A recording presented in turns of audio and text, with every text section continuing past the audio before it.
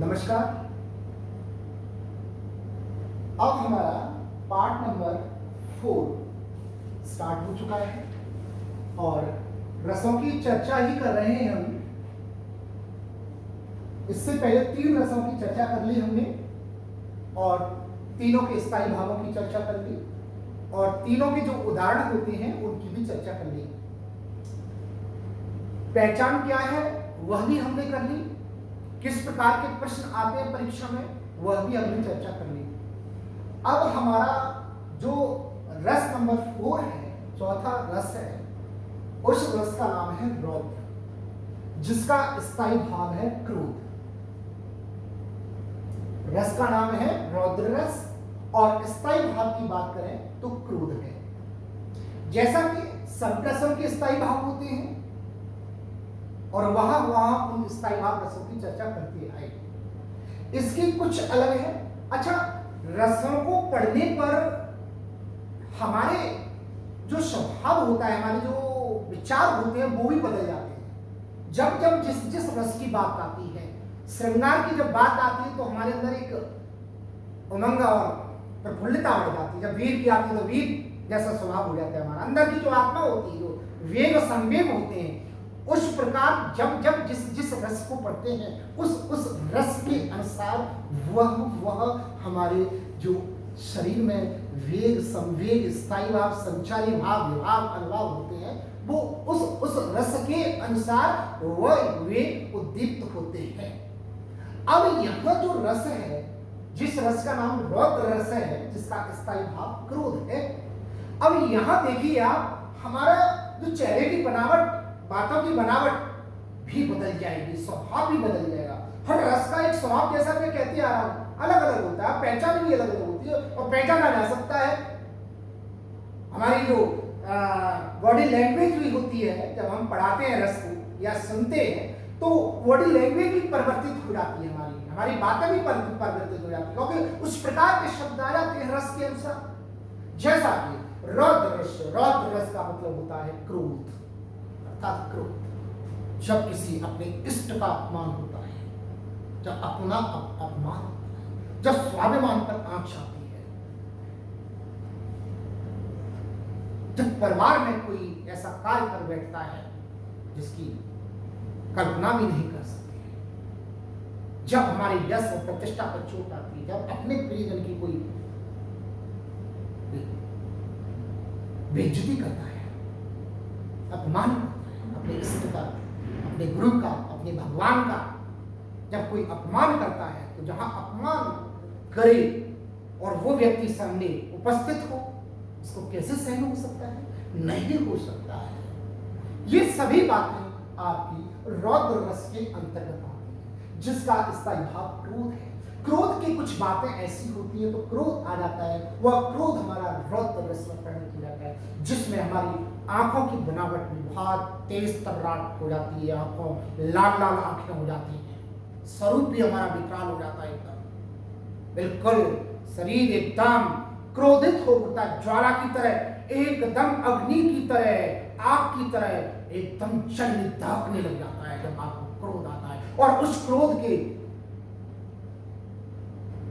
वशीभूत उस समय नहीं होता, उसके वशीभूत हो जाते हैं और उसको सहन नहीं करते। ये कहा है हिंदी की चौपाई में कि मागत मागत मान घटे, प्रीत घटे में तकी घर जाए, ओछ की संगति बुद्धि घटे और क्रोध घटे मन की समझाए। अर्थात क्रोध जो होता है मन के समझाने से गिर सकता है, बाकी क्रोध को कोई कंट्रोल कर नहीं सकता है।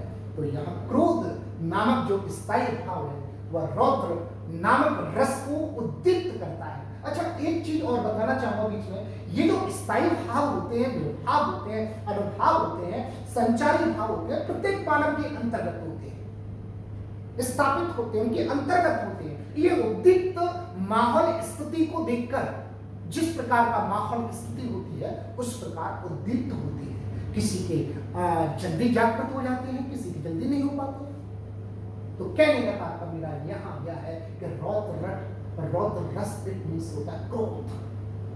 क्रोध आए जब अपने इष्ट का, अपने गुरु का, अपने भाई का, अपने पिता का, अपनी माता जी का अपनी प्रतिष्ठा का, अपने यश का जब अपमान हो रहा हो और उस अपमान में आप उसको सुन रहे हो, तो आपके अंदर एक क्रोध उत्पन्न होता है, आपकी आंखें लाल लाल हो जाती है। किसी काव्य को पढ़ने से, किसी नाटक को पढ़ने से, किसी ग्रंथ को पढ़ने से जब आपके अंदर क्रोध उत्पन्न हो, ऐसे प्रसंग को, अपमानित प्रसंग को सुनने के बाद में, तो वह आपका रौद्र रस में परिणत हो जाता है।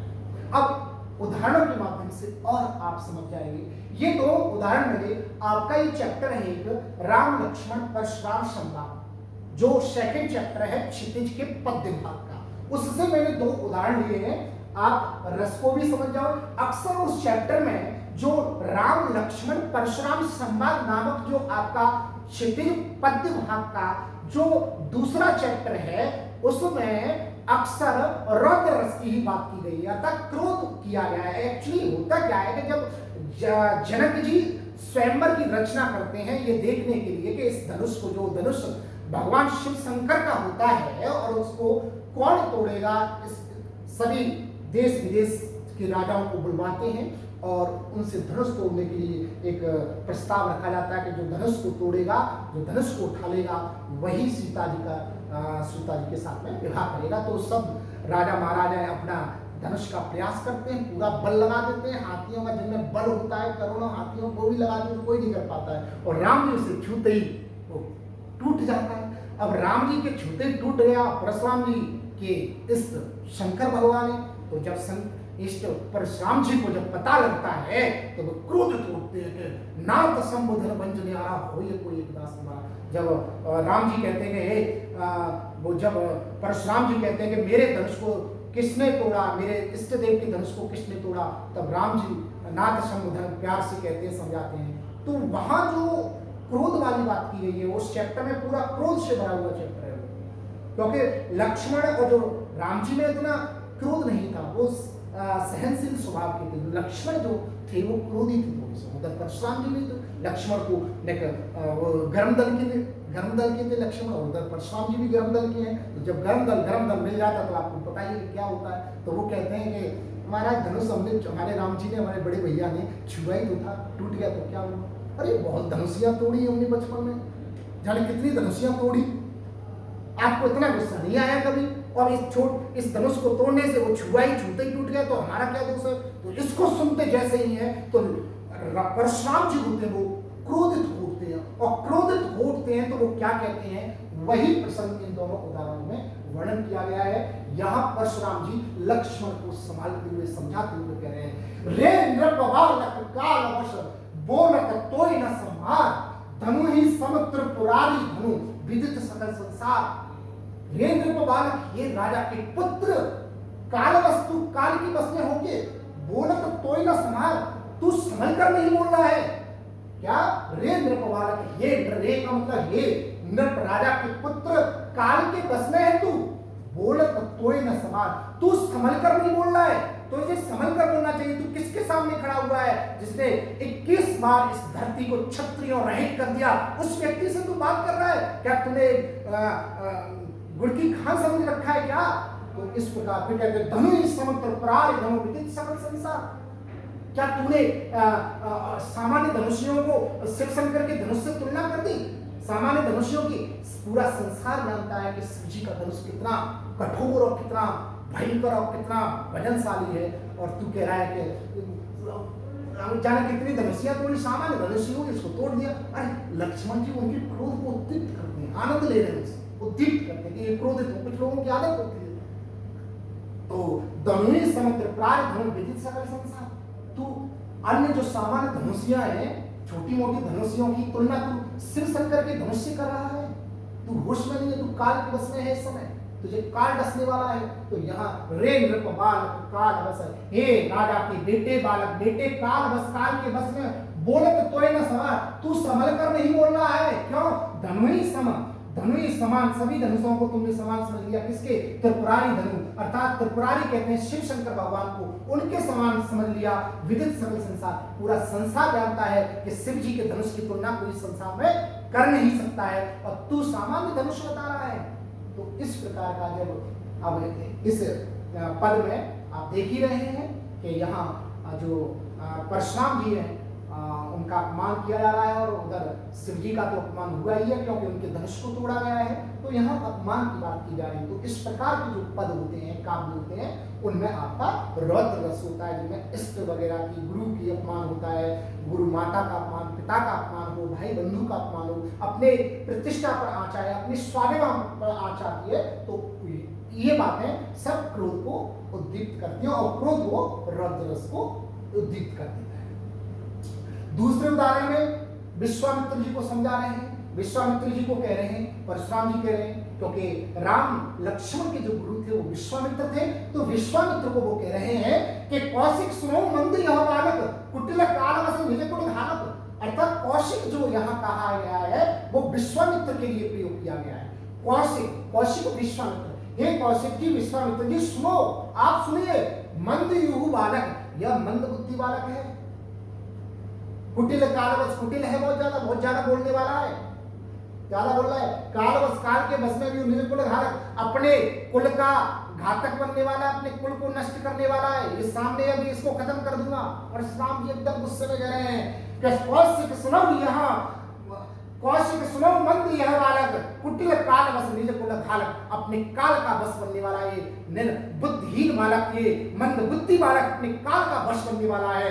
भानुवंश राकेश कलंकु, और भानुवंश का होके सूर्यवंशी होके राकेश कलंकु, अतः राकेश यहाँ चंद्रमा के लिए प्रयुक्त है और भानुवंश यहाँ सूर्यवंश के लिए प्रयुक्त है। अर्थात अपने भानुवंश को, अपने सूर्यवंश को ये राकेश कलंकु, राकेश में चंद्रमा में जिस प्रकार का कलंक है, काला एक धब्बा है, उसके तरह अपने भानुवंश को ही कलंक करने वाला है, कलंक लगाने वाला है। निपट निरंकुश अवध असंकु, ये निपट है, बिना संकोच के, बिना अंकुश के, अवधु अबोधय असंकु, बिना शंका के कुछ भी बोले जा रहा है, इसको पता ही नहीं कि सामने कौन खड़ा हुआ है, जिसकी भरसे की गर्जना से जो गर्भ में पल रहे बालकों की भी हत्या हो जाती है, जिन्होंने न जाने कितनी बार क्षत्रियों से भूमि को छुड़ाकर ब्राह्मणों को वो भूमि को समर्पण किया था, उसके सामने तुम ऐसी बात कर रहे हैं। तो पहले उसको लक्ष्मण को समझाया पहले वाले पद में, और दूसरे वाले में विश्वामित्र को, शायद गुरु को समझाने से, क्योंकि गुरु के शिष्य हैं, गुरु जी उनसे कहेंगे अपने शिष्यों को, तो उनकी समझ में आ जाएगा। तो यहाँ जो दो आपके जो पद हैं, इन दोनों पदों में आपका रौद्र रस है, क्रोध के शब्द भरे हुए दोनों में। यहाँ परशुराम और लक्ष्मण का संवाद हो रहा है, दूसरे में कौशिक विश्वामित्र को कहा गया है, विश्वामित्र और परशुराम का संवाद है। अर्थात यहाँ क्रोध के आवेश में आकर परशुराम जी बहुत कुछ लक्ष्मण को कह रहे हैं। तो इस प्रकार के जो आपके उदाहरण होते हैं वो आपके रौद्र रस को उद्दीप्त करते हैं। क्रोध नामक स्थायी भाव पहले हृदय में आता है, वो क्रोध आता है, और क्रोध ही आपका रौद्र नामक स्थायी भाव को उद्दीप्त कर देता है। तो यहाँ आपके इस प्रकार ये हो जाते हैं कि रेन्द्र बालक काल बस बोलत तो न संभार, और धनुष समुद्र परार सकल संसार। अर्थात रेन्द्र बालक, हे राजा के बच्चे, तू काल के बस में होकर बोलत तो न संभार, बोलत माने बोलना, तो तू न सवार, तू संभल कर नहीं बोल रहा है। धनुष समुद्र परारी धनु, तूने जो सामान्य धनुषियां हैं, सामान्य धनुष है, वो शिव शंकर के धनुष के समान बता दिए। विदित सकल संसार, इस चीज को विदित कहते हैं, जानता है, सकल कहते हैं संपूर्ण संसार में, दुनिया, पूरी दुनिया जानती है। और तू ये कह रहा है कि ये सामान्य धनुष है, हमारे राम जी में छुआ ही तो था, टूट गया तो क्या हो गया, तो ये गलत है। दूसरे में फिर जब लक्ष्मण की समझ में नहीं आ रहा है, क्योंकि वो थोड़ा सा गर्म दल के हैं, अब फिर वो विश्वामित्र को कह रहे हैं, हे कौशिक जी, आप ही सुन लीजिए, यह मंद जो बालक है, बुद्धिहीन बालक है, कुटिल है, ज्यादा कुटिलता दिखा रहा है, काल के बस में होकर निज कुल घालक, निज कुल अपने परिवार को, अपने कुटुंब को, घालक माने घातक करने वाला, उसको नष्ट करने वाला है। भानुवंश का होकर सूर्यवंश का होकर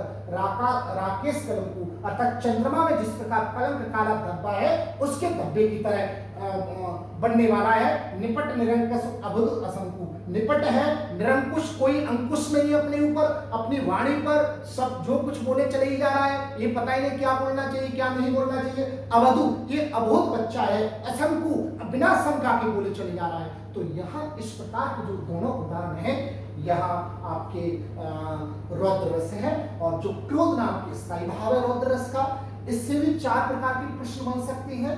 नंबर 1 प्रश्न यह हो सकता है कि रौद्र रस का स्थायी भाव क्या है?